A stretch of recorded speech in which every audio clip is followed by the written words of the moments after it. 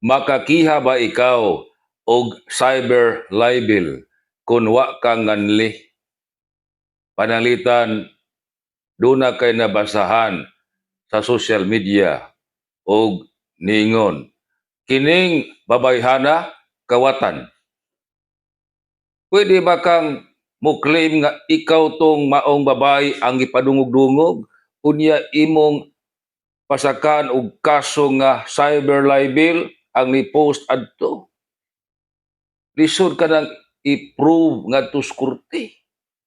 Kung wa ka nganli, kay usa sa mahinungdanon nga elemento sa kaso nga cyber libel, kinahanglan mailhan kung kinsa ang subject sa malisyoso ug makauwaw nga mensahe. Doon na exception.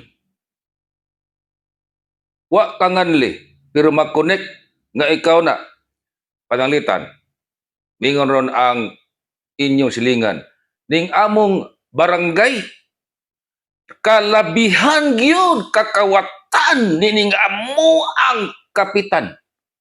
Wa ka nganli, pero sa inyong barangay, ikaw ray kapitan. Pwede nimong pasakaan og kaso nga cyber libel.